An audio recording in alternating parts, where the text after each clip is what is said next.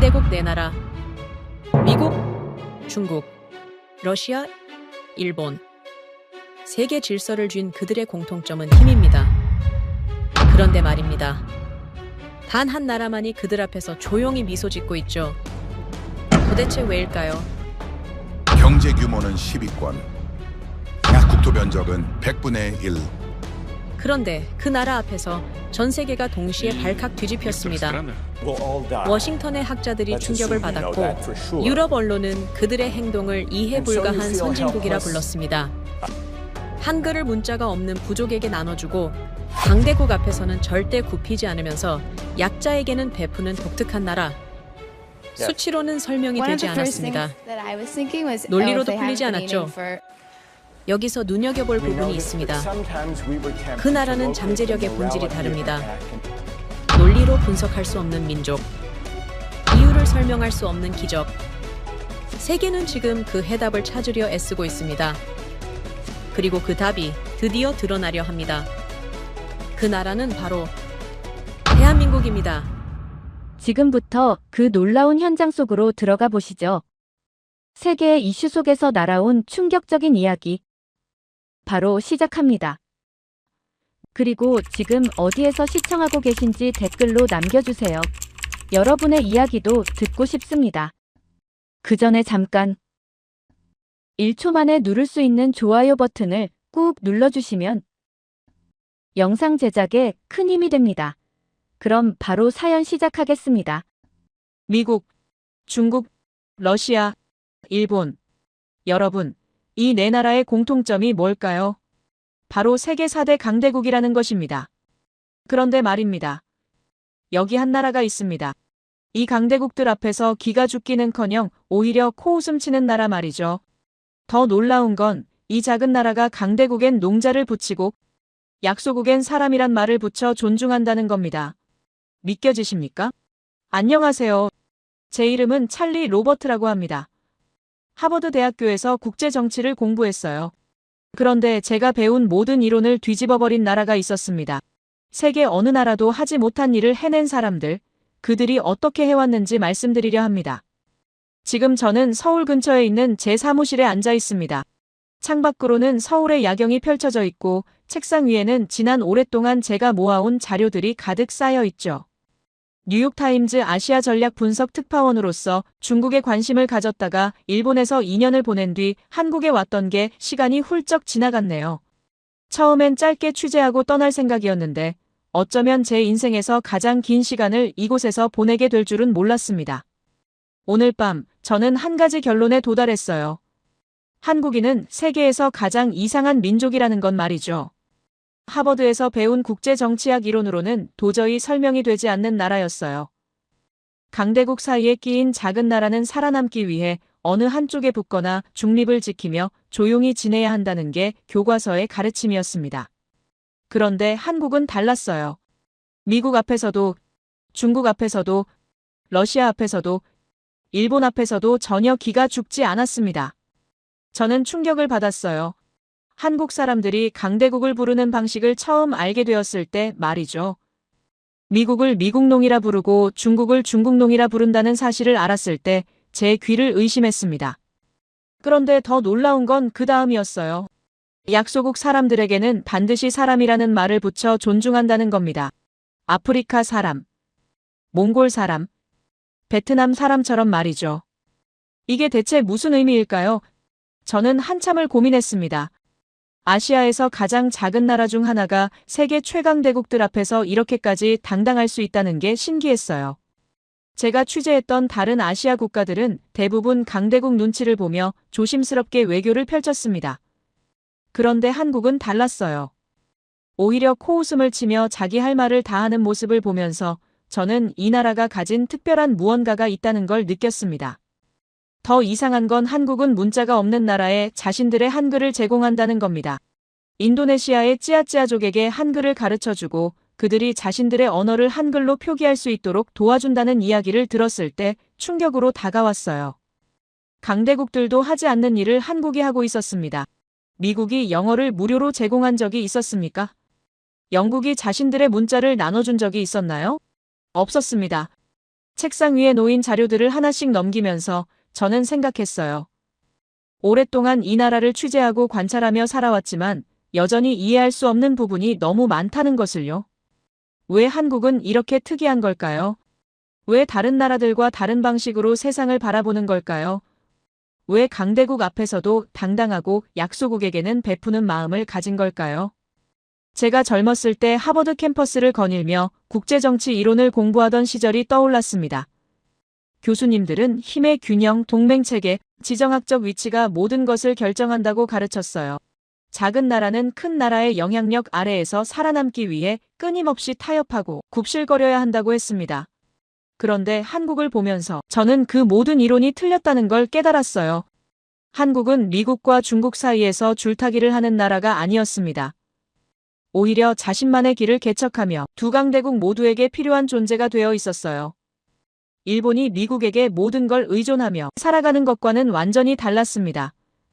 러시아가 중국의 눈치를 보며 행동하는 것과도 달랐어요. 한국은 그 누구의 눈치도 보지 않고 자기 목소리를 냈습니다. 전 세계가 한국을 주목하기 시작한 건 결국 이런 특별함 때문이었을 겁니다. 미국의 첨단 기술이 부러웠고 유럽뿐만 아니라 다른 선진국들의 발전된 시스템이 부러웠던 시절이 있었을 텐데 한국은 그저 부러워하며 멈춰있지 않았어요. 오히려 그것을 뛰어넘기 위해 더 열심히 달렸습니다. 반도체에서 세계 1위가 되고 조선업에서 세계 1위가 되며 문화 콘텐츠로 세계를 사로잡았죠. 창밖의 서울 야경을 바라보면서 저는 다시 한번 깨달았습니다. 이 나라가 가진 힘은 단순히 경제력이나 군사력에서 나오는 게 아니라는 것을요. 그들이 가진 정신, 그 특별한 마인드에서 나온다는 걸 말이죠. 강대국 앞에서도 주눅들지 않고 약소국에게도 손을 내미는 그 마음가짐이 바로 한국을 특별하게 만드는 핵심이었습니다. 오늘날 제가 이 사무실에서 오랫동안 기록을 정리하면서 느끼는 건 한 가지입니다. 한국은 세계 어느 나라와도 비교할 수 없는 독특한 나라라는 것이죠. 미국 정부의 압력 앞에서도 굽히지 않고 중국의 경제 보복 앞에서도 흔들리지 않으며 일본의 역사 왜곡 앞에서도 당당하게 맞서는 이 나라의 모습을 보면서 저는 경외감마저 느꼈습니다. 모두를 위해 행동하는 나라, 강대국에게는 당당하고 약소국에게는 베푸는 나라, 자신의 문자를 나눠주고 자신의 기술을 공유하는 나라. 이것이 바로 제가 30년 동안 지켜본 대한민국의 진짜 모습이었습니다. 그리고 오늘 밤 저는 여러분께 이 특별한 이야기를 들려드리려 합니다. 세계에서 가장 이상하지만 동시에 가장 위대한 나라, 한국에 대한 진실을 말이죠. 한국에 온 지 얼마 되지 않았을 때였습니다. 저는 뉴욕타임즈 본사로부터 한 가지 취재 지시를 받았었죠. 아시아 주변국들의 교육 시스템을 비교 분석하라는 내용이었는데 당시만 해도 저는 일본의 교육 방식이 가장 우수할 거라고 생각했어요. 하지만 서울대학교 캠퍼스를 처음 방문했을 때 제 생각은 완전히 바뀌기 시작했습니다. 캠퍼스를 거닐면서 학생들과 대화를 나눴는데 그들의 눈빛이 달랐어요. 단순히 암기한 지식을 되뇌는 게 아니라 질문을 던지고 토론하며 새로운 해답을 찾으려는 열정이 가득했습니다. 도서관에 들어가 봤더니 밤늦은 시간인데도 불구하고 수많은 학생들이 책을 읽고 토론하며 연구에 몰두하고 있었어요. 이건 제가 하버드에서 봤던 풍경과 너무나 비슷했습니다. 그런데 정말 충격적인 사실을 알게 된 건 그 다음이었어요. 한국의 평균 IQ가 106을 넘는다는 연구 결과를 접했을 때 말이죠. 세계 평균이 100인데 한국은 106을 넘는 유일한 나라였습니다. 통계가 잘못된 게 아닐까 싶어서 여러 연구 자료들을 파헤쳐 봤어요. 하지만 모든 자료가 같은 결과를 보여주고 있었습니다. 서울의 학원가를 방문했을 때는 더욱 놀라웠어요. 저녁 9시가 넘은 시간인데도 학원에서 나오는 학생들로 거리가 가득했습니다. 미국이나 유럽의 선진 자본국들에서는 볼 수 없는 광경이었죠. 그런데 여기서 제가 발견한 건 단순히 공부를 많이 한다는 사실이 아니었어요. 그들이 배우는 방식 자체가 달랐다는 겁니다. 한 학원장과 인터뷰를 했을 때 그가 말해준 내용이 기억납니다. 한국 교육은 암기식이 아니라 문제 해결 능력과 창의력을 키우는데 초점을 맞춘다고 했어요. 처음에는 반신반의했습니다. 왜냐하면 서구의 인류 자본국들조차 아직도 암기 위주 교육에서 벗어나지 못하고 있었기 때문이죠.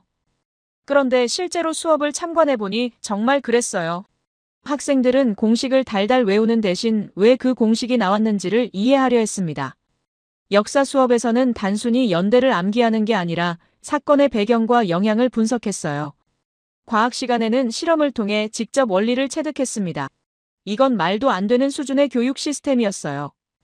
개발도상국이 세계를 이끄는 선진국들의 교육 방식을 뛰어넘고 있었으니까요. 그런데 숨겨진 비밀은 따로 있었습니다. 한국 부모들의 교육열이 그 모든 것을 가능하게 만드는 원동력이었던 거죠.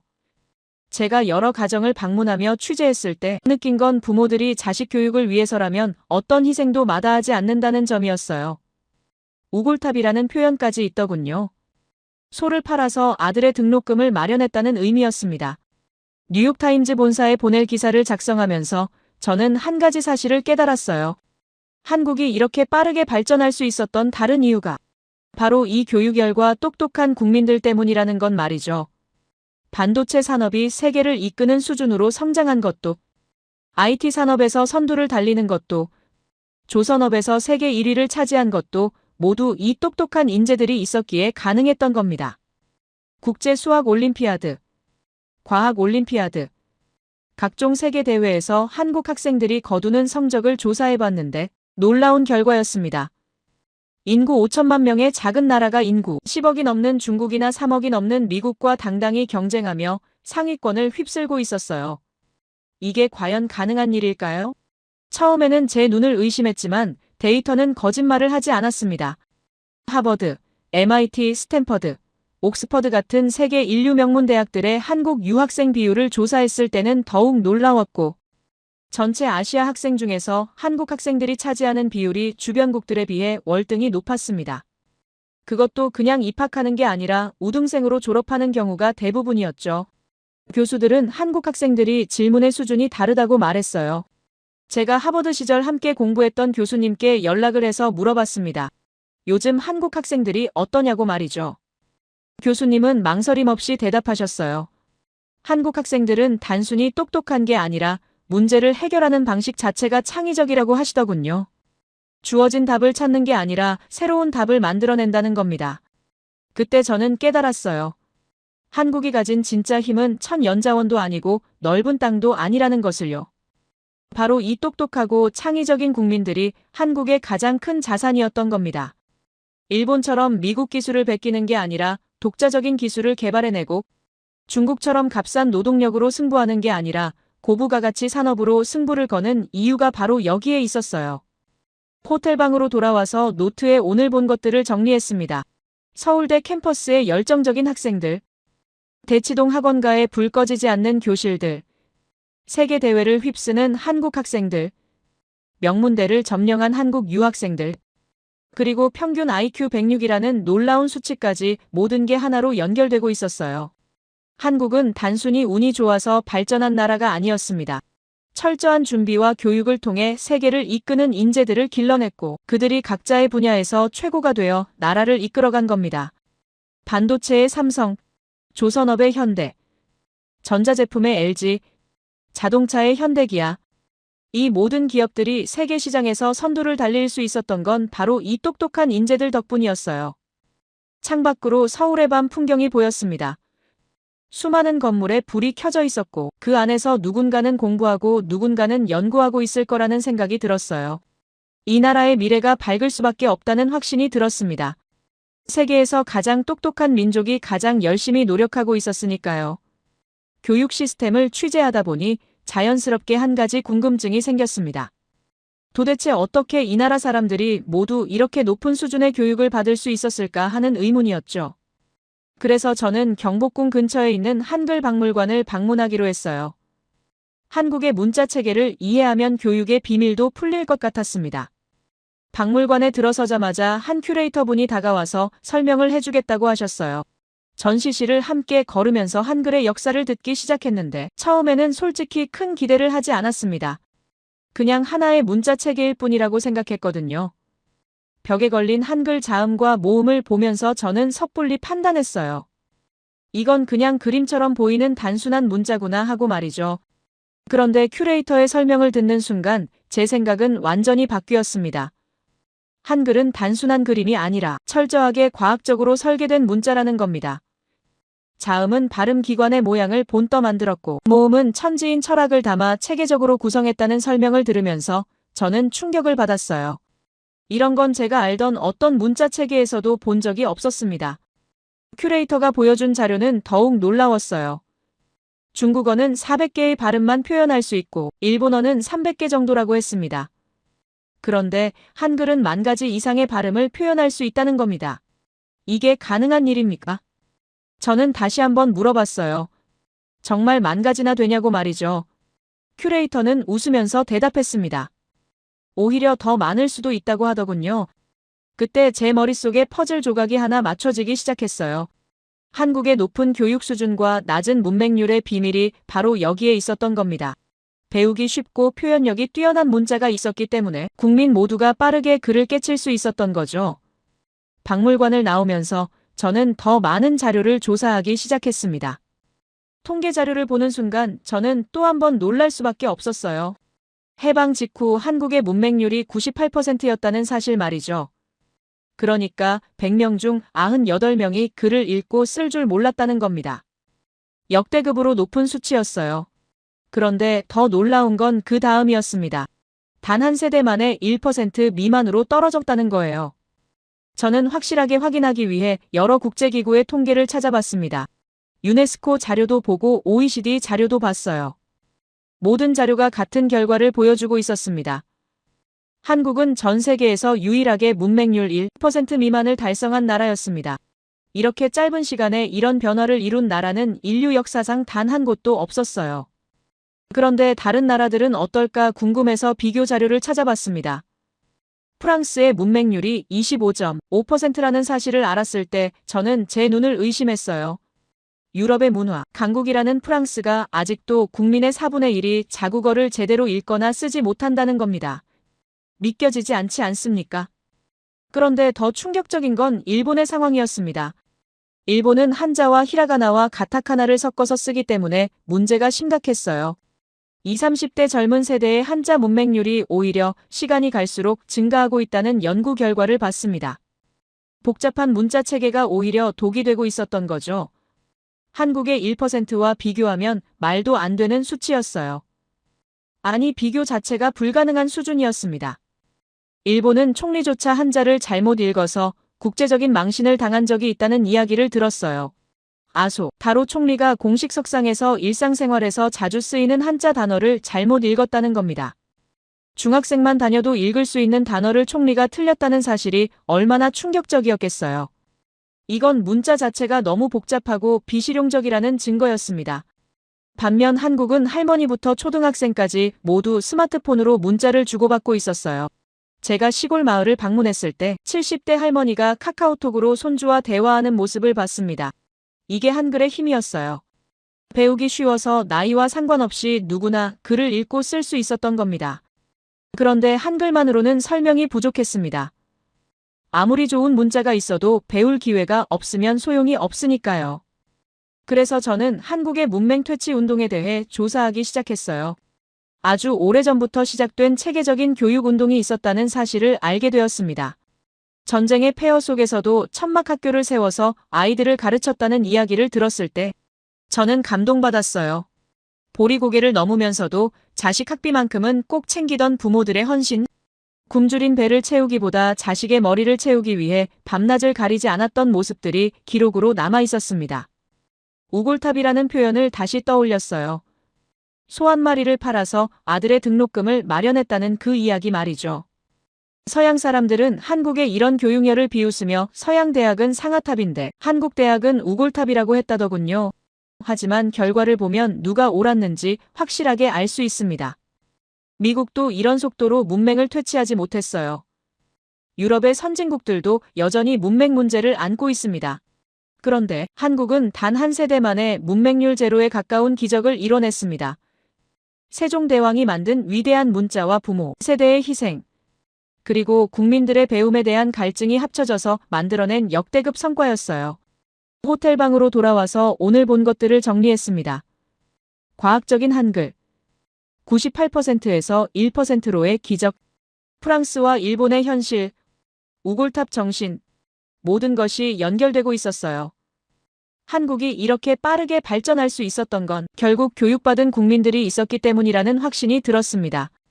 지금 한국은 OECD 국가 중 최고 수준의 대학 진학률을 자랑하고 있고 세계 최고 수준의 과학기술 인재를 배출하며 노벨상 후보자를 매년 내놓는 연구 강국으로 성장했습니다. 전 국민의 디지털 문해력도 세계 최고 수준이에요. 박사가 넘쳐나는 나라가 되었습니다. 세종대왕이 뿌린 씨앗이 21세기에 활짝 핀 거죠. 하지만 한국을 알기 위해서 절대 빼놓을 수 없는 이야기가 있습니다. 바로 이 나라 사람들이 가진 놀라운 단결력에 관한 것이죠. 하나의 역사적 사건이 있었어요. 기억나시나요?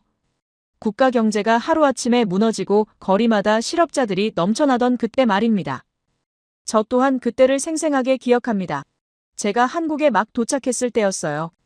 뉴욕타임즈 본사에서는 아시아 경제 위기를 취재하라는 지시를 내렸고 저는 서울로 파견되었습니다. 비행기에서 내려 시내로 들어오는 길에 본 광경은 충격적이었어요. 수많은 기업들이 문을 닫고 있었고 은행 앞에는 예금을 찾으려는 사람들로 긴 줄이 늘어서 있었습니다.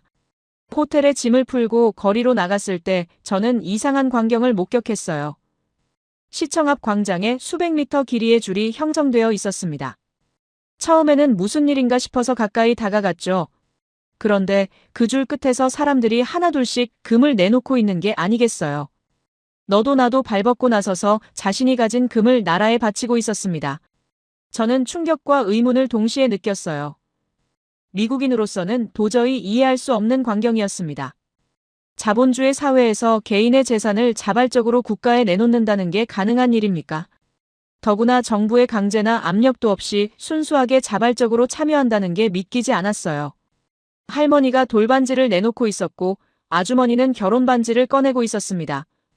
회사원은 금시계를 내밀었고 학생들은 부모님께 받은 금 장신구를 들고 왔어요. 그 줄에 서 있는 사람들의 표정을 보면서 저는 무언가 특별한 것을 목격하고 있다는 걸 느꼈습니다. 그들의 눈빛에는 슬픔이 아니라 오히려 자부심 같은 게 담겨 있었어요. 한 할머니에게 다가가 조심스럽게 물어봤습니다. 왜 소중한 반지를 내놓으시냐고 말이죠. 할머니는 웃으면서 대답하셨어요. 나라가 어려울 때 이 정도는 당연하다고 하시더군요. 이게 한국인의 마음이라는 걸 그때 처음 알았습니다. 호텔로 돌아와서 과거 자료들을 뒤지기 시작했어요. 다른 나라들은 비슷한 경제 위기 때 어떻게 대처했는지 알고 싶었습니다. 그리스의 경우를 찾아봤는데 완전히 반대였어요. 긴축 재정에 반대하는 시위가 연일 계속되었고 오히려 금 사재기와 외화 빼돌리기가 벌어졌다는 기록이 있었습니다. 자본주의 국가에서는 절대 있을 수 없는 일이 한국에서 벌어지고 있었던 겁니다. 개인의 이익을 최우선시하는 게 자본주의 원칙인데 한국 사람들은 국가의 이익을 개인의 이익보다 앞에 두고 있었어요. 이건 경제학 교과서를 다시 써야 할 만큼 놀라운 현상이었습니다. 전문가들의 예상은 비관적이었어요. 최소 20년에서 30년은 걸릴 거라는 분석이 대부분이었습니다.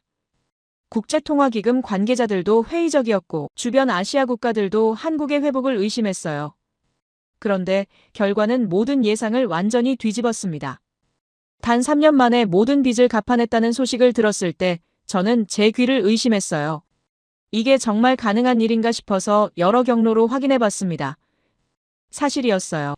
구제금융이 시작된 지 거의 정확히 3년 만에 모든 차입금을 상환하고 경제를 정상화시키는 데 성공한 겁니다. 그런데 저를 더욱 감동시킨 건 숫자가 아니었습니다. 숫자보다 더 강한 무언가를 그 과정에서 느꼈어요. 바로 한국인들이 보여준 집단적 의지와 흔들리지 않는 신념이었습니다. 위기 앞에서 서로를 탓하는 게 아니라 함께 극복하자고 손을 잡았던 그 마음 말이죠.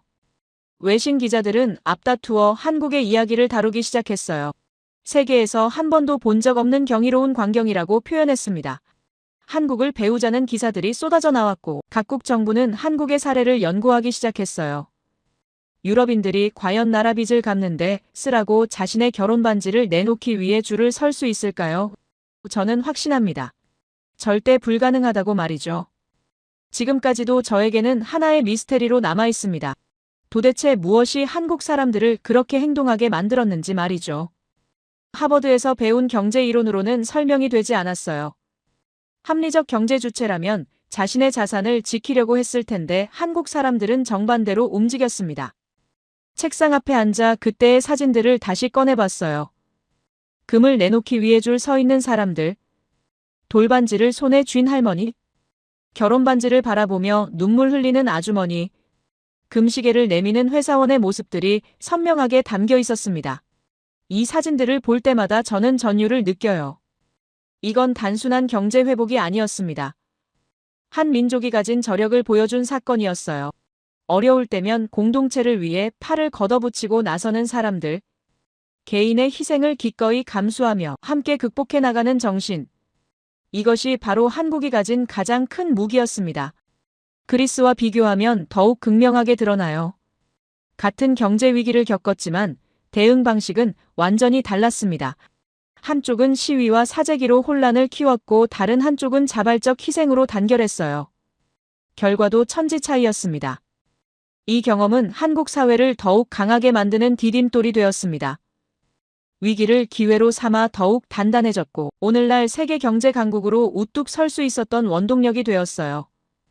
한국인들은 어려움 속에서 더욱 빛을 발하는 독특한 정신력을 가지고 있었습니다. 노트에 오늘의 생각을 정리했어요. 금 모으기 운동, 3년 만에 극복, 자발적 참여, 단결력, 그리스와의 차이, 모든 것이 하나로 연결되고 있었습니다. 한국이라는 나라를 이해하기 위해서는 반드시 이 사건을 알아야 한다는 확신이 들었어요. 이것이야말로 한국인의 숨은 저력을 보여주는 완벽한 증거였으니까요. 2000년대를 넘어서면서 한국에는 또 다른 변화의 바람이 불기 시작했습니다. 저는 서울의 한 IT 벤처 단지를 취재하게 되었어요. 뉴욕타임즈 본사에서 아시아 디지털 혁명에 관한 기사를 써달라는 요청이 왔고 저는 자연스럽게 한국으로 발걸음을 옮겼습니다. 거리를 걸으면서 저는 한국 사람들이 자주 쓰는 표현을 떠올렸어요. 빨리빨리라는 말 말이죠. 처음에는 단순히 급한 성격을 나타내는 표현이라고 생각했습니다. 미국인들도 한국 사람들의 이런 성향을 이야기할 때면 조급하다는 뉘앙스로 말하곤 했어요. 그런데 서울의 현장을 직접 보면서 제 생각은 완전히 바뀌기 시작했습니다. 한 대형 전시관에 들어갔을 때 제 눈앞에 펼쳐진 광경은 충격적인 진실이었어요. 세계 최고 속도를 자랑하는 초고속 인터넷 인프라가 이미 전국에 깔려 있었던 겁니다. 기술자들과 이야기를 나누면서 알게 된 사실은 더욱 놀라웠어요. 이건 최근에 만들어진 게 아니라 이미 몇 년 전부터 체계적으로 준비해온 결과물이었습니다. 미국도 초고속 인터넷을 깔고 있었지만 속도나 보급률 면에서 한국과는 비교가 되지 않았어요. 유럽의 선진국들도 마찬가지였습니다. 그런데 한국은 누구도 넘볼 수 없는 수준으로 이미 앞서 나가고 있었던 겁니다. 도시는 물론이고 시골 구석구석까지 초고속 인터넷이 연결되어 있었어요. 저는 깨달았습니다. 빨리빨리가 단순히 급한 성격이 아니었다는 것을요. 이건 능력이었어요. 남들보다 빠르게 움직일 수 있는 힘이자 미래를 내다보는 통찰력이었습니다. 한국 사람들은 세상이 어디로 가는지 정확히 알고 있었고 그 방향으로 가장 빠르게 달려가고 있었던 겁니다. 반도체 산업을 조사해 봤을 때도 같은 패턴이 보였어요. 한국이 메모리 반도체 분야에서 세계 1위가 되기까지 걸린 시간이 놀라울 정도로 짧았습니다. 조선업도 마찬가지였어요. 후발주자였던 한국이 일본을 제치고 세계 1위로 올라서는 데 걸린 시간은 다른 나라들로서는 상상할 수 없는 속도였습니다. 그런데 숨겨진 비밀은 따로 있었어요. 한국 사람들은 일만 빠른 게 아니라 놀 때도 최선을 다한다는 사실이었습니다. 통계 자료를 찾아봤더니 믿기 힘든 결과가 나왔어요. 한국은 일하는 시간 세계 1위인 동시에 노는 시간도 세계 3위라는 겁니다. 저는 웃음이 나왔어요. 이게 가능한 일입니까? 일도 제일 많이 하고 놀기도 제일 많이 한다는 게 말이죠. 그렇다면 잠은 언제 자는 걸까요? 미국인들이나 유럽인들로서는 도저히 이해할 수 없는 생활 패턴이었습니다. 어느 날 저녁 서울의 한 회식 자리에 초대받았을 때 그 비밀을 조금 더 이해하게 되었어요. 한국 직장인들은 낮에는 누구보다 열심히 일하다가 저녁이 되면 완전히 다른 사람처럼 변했습니다. 회식 자리에서는 업무 스트레스를 모두 풀어내며 진심으로 즐기고 있었어요. 다음 날 아침 출근 시간에 그들을 다시 봤을 때 저는 놀랐습니다. 어젯밤 그렇게 놀았는데 아침에는 또 누구보다 빠르게 업무에 몰입하고 있었어요. 이게 바로 한국인들이 가진 특별한 능력이었습니다. 일할 때는 일하고 놀 때는 노는 완벽한 균형 말이죠. 우스갯소리로 누군가가 말했던 게 기억나요. 성실한 유대인도 한국인들에 비하면 게으름뱅이처럼 보인다고 했습니다. 처음에는 과장이라고 생각했는데 한국에서 지내면서 보니 전혀 과장이 아니었어요. 한국인들의 에너지는 상상을 초월했습니다. 오늘날 한국이 아시아의 중심으로 떠오른 이유가 바로 여기에 있었습니다. 세계 최고 속도의 인터넷 인프라를 구축했고 반도체와 조선업에서 최단 기간에 세계 정상에 올랐으며 K-팝과 드라마로 문화 강국이 되었어요. 이 모든 것이 빨리빨리 정신 덕분이었습니다. 그런데 더 놀라운 건 한국 사람들이 새로운 것을 시도하는데 전혀 두려움이 없다는 점이었어요. 실패를 두려워하지 않고 과감하게 도전하는 모습을 여러 번 목격했습니다. 스타트업 기업들이 우후죽순 생겨나고 젊은이들이 끊임없이 새로운 시도를 하고 있었어요. 미국의 실리콘밸리를 취재했을 때와 비슷한 느낌을 받았습니다. 아니, 어떤 면에서는 더 역동적이었어요. 실패해도 다시 일어서고 넘어져도 또 달리는 그 끈질긴 에너지가 서울 곳곳에서 느껴졌습니다. 호텔 방으로 돌아와서 오늘 본 것들을 정리했어요. 세계 최고 속도의 인터넷, 최단 기간 세계 1위 달성, 일도 1위 놀기도 3위, 새로운 시도에 대한 두려움 없음, 모든 것이 하나의 그림으로 완성되고 있었습니다. 저는 깨달았습니다. 빨리빨리는 단점이 아니라 전략이었다는 것을요. 한국 사람들은 세상이 어디로 가는지 누구보다 빠르게 파악하고 그곳으로 가장 먼저 달려가는 능력을 가지고 있었습니다. 그리고 그 과정에서 일과 삶의 균형을 유지하며 지속 가능한 성장을 만들어내고 있었어요. 모순처럼 보였던 것들이 사실은 완벽한 조화를 이루고 있었습니다. 급하지만 철저하고 감정적이지만 전략적이며 개인주의적이지만 위기에는 단결하는 그 독특한 특성들이 한국을 세계에서 가장 역동적인 나라로 만들고 있었던 겁니다. 창밖으로 서울의 밤 풍경을 바라봤어요.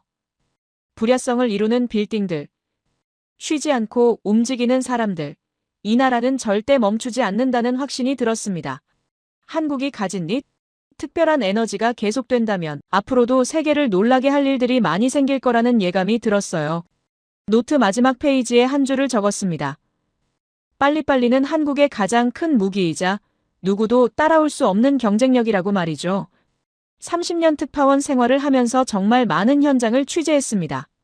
각국 정상들이 모이는 회담도 여러 번 봤고 역사적인 순간들도 많이 목격했어요. 그런데 이번만큼은 정말 달랐습니다. 경주에서 열린 아시아태평양 경제협력체 정상회의를 취재하러 갔을 때 저는 상상도 못한 일을 목격하게 되었어요.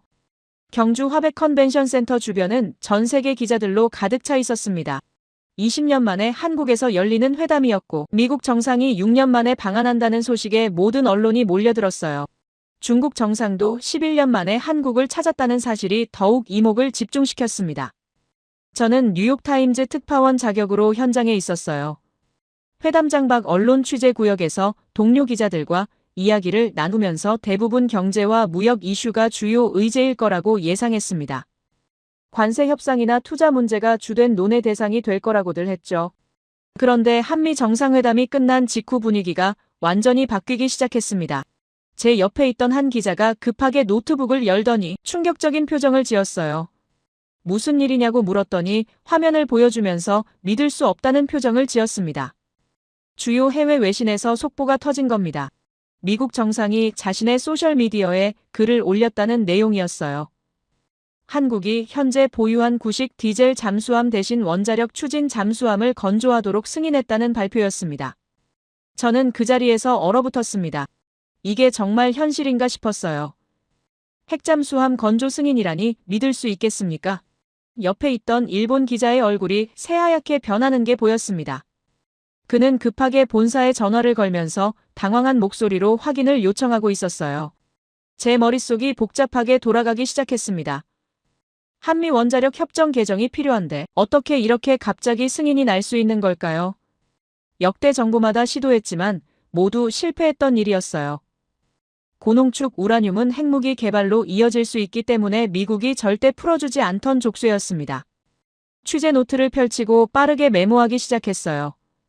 한국 정상이 전날 회담에서 핵추진 잠수함 연료를 공급받을 수 있도록 결단해달라고 요청했다는 내용이 추가로 들어왔습니다.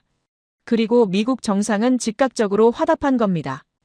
경주 첨성대와 불국사를 배경으로 세계 정상들이 모인 역사적 순간이었는데 정작 가장 큰 뉴스는 따로 있었던 겁니다. 경제회담이 주된 의제였지만 진짜 중요한 결정은 바로 이 핵잠수함 승인이었어요. 미국 정상은 추가로 글을 올렸습니다. 한국은 미국 필라델피아 조선소에서 원자력 추진 잠수함을 건조할 것이고 미국 조선업은 화려한 부활을 이룰 거라는 내용이었어요. 지난해 한화그룹이 필리조선소를 인수했다는 사실이 떠올랐습니다. 마스가 프로젝트라는 이름이 언급되었어요. 미국 조선업을 다시 위대하게 만든다는 의미였습니다. 한국 조선 기업들이 주도하는 프로젝트에 미국이 전폭적으로 지원하겠다는 신호였죠. 무역협상 내용도 함께 발표되었습니다. 한국은 관세 인하를 받는 대가로 3,500억 달러를 지불하기로 합의했다는 내용이었어요. 그런데 제가 주목한 건 그 조건이었습니다. 과거 일본이 미국과 맺은 협상과는 완전히 달랐던 겁니다. 자료를 찾아보니 일본은 5,500억 달러를 투자 형태로 지급하기로 했는데 문제는 사용처를 미국이 결정한다는 점이었어요. 더 충격적인 건 수익금 배분이 9대1로 미국이 대부분 가져가는 구조였습니다. 투자는 일본이 하는데 수익은 미국이 가져가는 신비한 계약이었죠. 반면 한국은 3,500억 달러 중 2,000억 달러가 현금이고 1,500억 달러는 조선업 협력에 투자하는 구조였어요. 한국 조선 기업들이 주도하게 되어 있고 투자처도 한국이 결정하며 문제가 생기면 회수할 수 있는 안전장치까지 마련되어 있었습니다. 일본 기자들의 당황한 표정이 이해가 갔어요. 자신들은 800조 원을 퍼주고도 핵잠수함 승인을 받지 못했는데 한국은 훨씬 유리한 조건으로 협상을 마무리하고 핵잠까지 받아간 겁니다. 이건 일본 입장에서는 있을 수 없는 배신감이었을 거예요. 미국 백악관은 팩트시트를 통해 한국가스공사가 연간 330만 톤 규모의 미국산 액화천 연가스 구매 계약을 체결했다고 밝혔습니다. 에너지 구매와 투자를 합하면 6천억 달러를 초과할 거라는 설명도 나왔어요. 호텔방으로 돌아와서 오늘의 충격을 정리하려고 했지만 머리가 복잡했습니다. 핵잠수함은 미국 최고 우방에게만 주는 특별한 선물이었어요. 오커스 멤버인 호주에게도 10년 넘게 희망 고문을 하면서 실제로는 주지 않던 귀한 것이었습니다. 그런데 왜 갑자기 한국에게 줬을까요? 저는 깊이 생각해봤습니다. 단순한 경제 협력이 아니었다는 확신이 들었어요. 미국이 한국을 이 동북아의 최고 전략 파트너로 선택했다는 명확한 신호였습니다. 노트에 오늘의 핵심을 정리했어요. 경주 회담, 핵잠 승인, 유리한 무역 협상, 일본과의 차이, 마스가 프로젝트, 모든 것이 하나로 연결되고 있었습니다. 30년 특파원 생활에서 이런 순간은 처음이었어요. 창밖으로 경주의 밤하늘이 보였습니다. 천년 고도에서 새로운 역사가 쓰이고 있었어요. 한국은 더 이상 작은 나라가 아니었습니다. 미국이 선택한 핵심 파트너가 되어 있었고 누구도 무시할 수 없는 위치에 올라서 있었습니다. 지금도 꿈인지 현실인지 구분이 되지 않을 정도입니다. 옆에 있는 동료의 팔을 꼬집어 보고 싶은 심정이에요. 한국이 이렇게까지 성장할 줄은 정말 몰랐습니다. 30년 전 처음 이 나라에 왔을 때와 비교하면 완전히 다른 나라가 되어 있었어요. 경주에서의 충격적인 발표 이후 며칠이 지났습니다. 저는 여전히 혼란스러웠어요. 어떻게 24시간 만에 핵잠수함 설계도가 온라인에 퍼질 수 있었는지 이해가 되지 않았습니다. 그래서 몇몇 방산 전문가들에게 연락을 취했고 그중 한 명이 경주의 한 전통 찻집에서 만나자고 제안했어요. 찻집에 들어서자 30대 후반으로 보이는 남성이 손을 들어 저를 반겼습니다.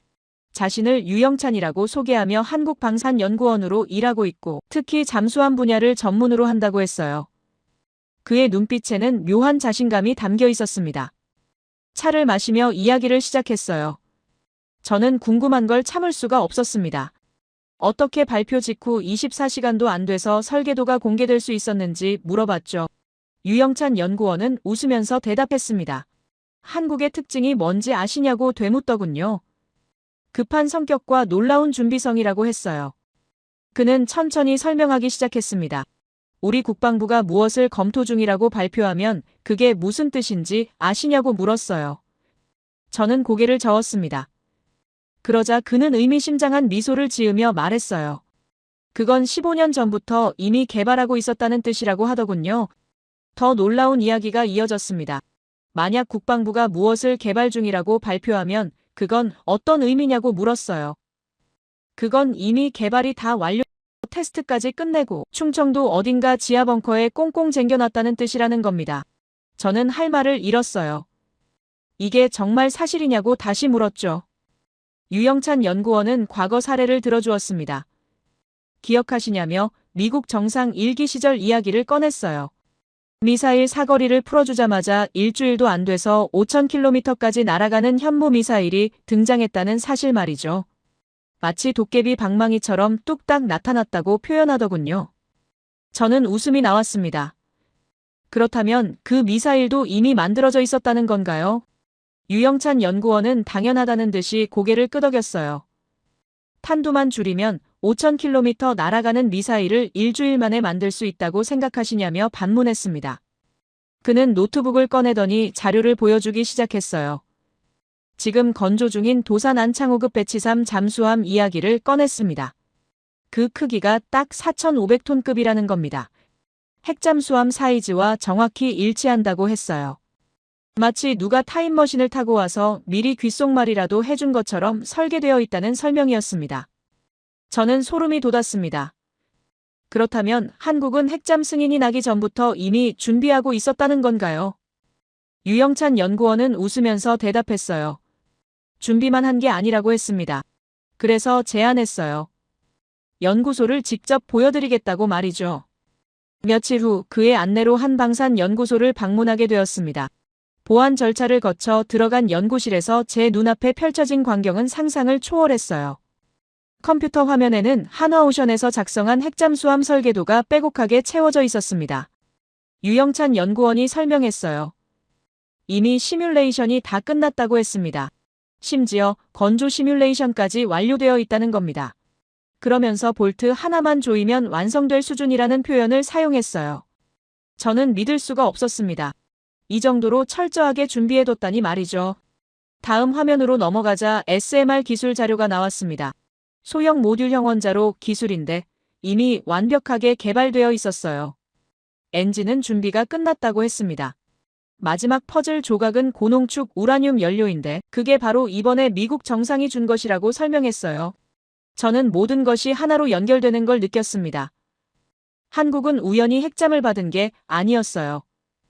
이미 수십 년 전부터 치밀하게 준비해왔고 완벽한 타이밍에 승인을 받아낸 겁니다. 이건 전략이었어요. 철저한 계획의 결과물이었습니다. 유영찬 연구원이 웃으면서 말했습니다.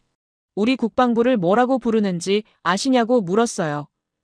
지구 최고의 양치기 소년이라고 한다더군요. 자꾸 거짓말을 해서 속았다 하다가 보면 어느새 진짜로 늑대가 나타나 있다는 겁니다. 아니, 늑대가 아니라 호랑이가 나타나 있다고 표현했어요. 저는 이해했습니다. 한국이 조용히 준비하고 때를 기다렸다는 것을요. 세계가 한국을 과소평가하는 동안 묵묵히 기술을 개발하고 인프라를 구축했던 겁니다. 그리고 완벽한 순간이 왔을 때 모든 카드를 꺼내 보인 거죠. 찻집으로 돌아와 마지막 차를 마시면서 저는 물어봤습니다. 앞으로는 어떻게 되는 거냐고 말이죠. 유영찬 연구원은 의미심장한 표정을 지으며 말했어요. 핵잠을 가지려면 핵연료가 필요하고 핵연료를 만들려면 재처리 기술이 필요하다고 했습니다. 그리고는 재미있는 비유를 들어주었어요. 도서관에서 걸어가다 서로 부딪혀 책을 떨어뜨리고 주워주다 손등이 닿게 되고 미안해서 커피 한잔 하게 되고 분위기 좋아서 술도 마시게 되는데 하필 그날 비도 오고 버스도 끊기는 밤이 되면 어떻게 되냐는 겁니다. 그렇게 격정적으로 역사가 쓰여질 수도 있다고 하더군요. 저는 그가 무슨 말을 하는지 정확히 알았습니다. 핵 재처리에서 핵무기까지는 사실 한 발짝이라는 뜻이었어요. 20%를 농축하던 것을 90% 이상으로 농축하는 건 스위치만 조금 더 돌리면 되는 수준이라는 설명이었습니다. 호텔방으로 돌아와서 오늘 본 모든 것을 정리했습니다. 24시간 만에 설계도 공개. 15년 전부터의 준비. 도깨비 방망이 같은 현무 미사일. 타임머신 같은 도산 안창호급, 지하 벙커에 쟁겨놓은 무기들, 양치기 소년 국방부, 늑대가 아닌 호랑이, 모든 것이 완벽한 그림으로 완성되고 있었어요. 저는 깨달았습니다. 한국의 진짜 무기는 첨단 기술이 아니라 바로 이준비성이라는 것을요. 철저하게 계획하고 조용히 실행하며 완벽한 타이밍을 기다리는 능력 말이죠. 30년 전 IMF 금모으기 때도 그랬고 지금 핵잠 승인도 마찬가지였습니다. 창밖으로 경주의 밤하늘이 보였습니다. 1000년 전 신라가 이 땅을 다스릴 때도 이렇게 치밀한 전략으로 나라를 지켰을 거라는 생각이 들었어요. 그 DNA가 지금까지 이어져 현대 한국을 만들고 있었습니다. 노트 마지막 페이지에 한 줄을 적었습니다. 한국을 절대 과소평가하지 마라. 그들은 이미 10년 앞을 준비하고 있을 테니까 말이죠. 며칠 후 저는 인천공항 VIP 라운지에 있었습니다. 미국 정상의 귀국 취재를 위해서였어요. 공항 곳곳에는 경호원들과 기자들로 붐볐고 세계 언론이 모여 있었습니다. 미국 정상이 나타났을 때 그의 표정은 만족스러워 보였어요. 기자들에게 손을 흔들면서 한국은 훌륭한 파트너라고 말했습니다. 마스가 프로젝트와 핵잠 승인이 윈윈이라는 표현도 썼어요. 제 옆에 있던 일본 기자들의 표정은 착잡했습니다. 한 기자가 중얼거리는 소리가 들렸어요. 우리는 800조를 퍼주고도 핵잠을 못 받았는데 한국은 유리한 조건으로 다 받아갔다고 말이죠. 이건 배신이라는 단어까지 나왔습니다. 비행기가 이륙하는 걸 보면서 저는 묘한 감정을 느꼈어요. 30년 특파원 생활에서 본 한국의 변화가 주마등처럼 스쳐 지나갔습니다. 서울 용산으로 돌아와 유영찬 연구원을 다시 만났습니다. 마지막으로 궁금한 게 있었거든요. 왜 미국이 일본이 아닌 한국을 선택했는지 물어봤어요. 그는 명쾌하게 대답했습니다. 미국 해군력이 중국에 밀리고 있다는 겁니다. 미국 조선업은 무너졌고 중국 조선업은 폭주하고 있어요. 2차 대전 이후 미국이 만든 모든 배가 중국 CSSC가 작년 한 해 만든 양보다 적다는 충격적인 사실을 말해줬습니다. 한국은 중국의 턱 밑 비수라고 했어요. 한국 해군은 세계 5위고 잠수함 운용 능력은 최고 수준이며 60만 현역군에 300만 예비군까지 있다고 했습니다. 일본 자위대는 겨우 25만 명이라고 비교했어요. 미국은 방패가 아니라 칼이 필요했다는 겁니다. 그래서 한국을 선택한 거라고 했어요. 일본 입장에서는 수십 년 충성했는데 정작 결혼은 다른 여자랑 해버린 격이라고 표현했습니다. 중국 입장에서는 한국 핵잠 10척이 자신들을 감시하게 된 거고 북한 입장에서는 동해와 서해에서 SLBM이 24시간 조준하는 상황이 된 겁니다.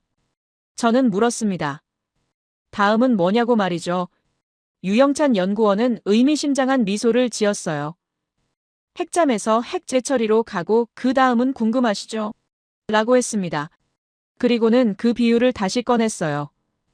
도서관에서 책 떨어뜨려 손등 닦고 커피 한잔 하게 되고 술 마시게 되고 하필 비 오고 버스 끊기는 날밤처럼 격정적으로 역사가 쓰여질 수도 있다고 했습니다. 저는 알았습니다. 그가 무슨 말을 하는지 말이죠. 천리길도 한 걸음부터인데 한국은 900m를 첫 걸음으로 뗀 거라고 생각했어요. 이제 남은 건 100m 뿐이었습니다. 헤어지고 나서 저는 혼자 한강변으로 걸어갔습니다. 밤 공기가 상쾌했어요. 강물을 바라보면서 30년을 회고했습니다.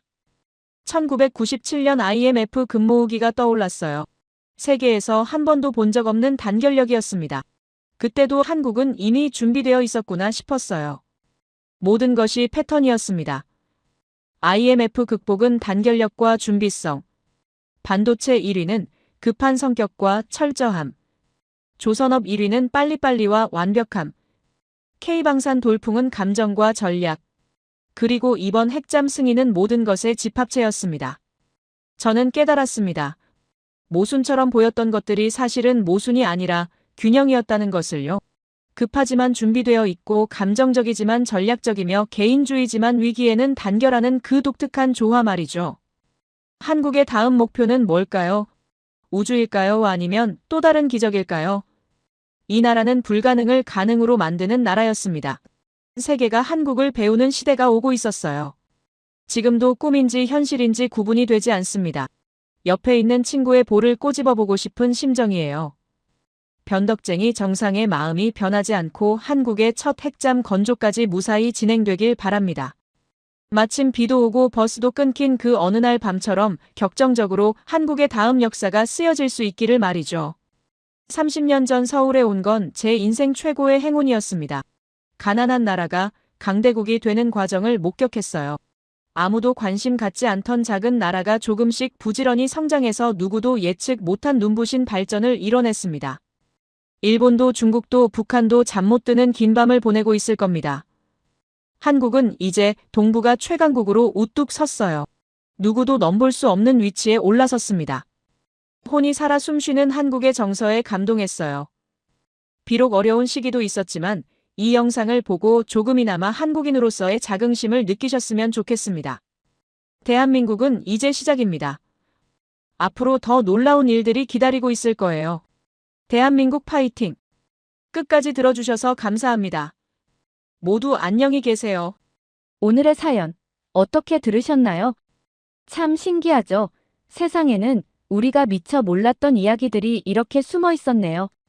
강대국들 틈에서 주눅 들지 않고 오히려 자신만의 길을 걸어온 그 나라의 모습이 새삼 대단하게 느껴집니다. 단순히 운이 좋아서가 아니라 오랜 시간 쌓아온 준비와 믿음이 있었다는 걸 생각하게 되네요. 누군가는 무모하다고 했을지도 모르지만 결국 그 무모함이 세상을 바꾸는 힘이 되었던 것 같습니다.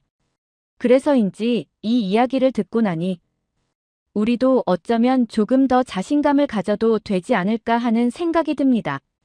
이 세상에 완벽한 정답은 없지만 한 나라의 정신이 이렇게까지 현실을 바꿀 수 있다는 건 놀라운 일인 것 같아요. 앞으로 이 나라가 또 어떤 길을 걸어가게 될지 정말 궁금해지네요. 여러분의 생각은 어떠신가요? 아래 댓글에 남겨주세요.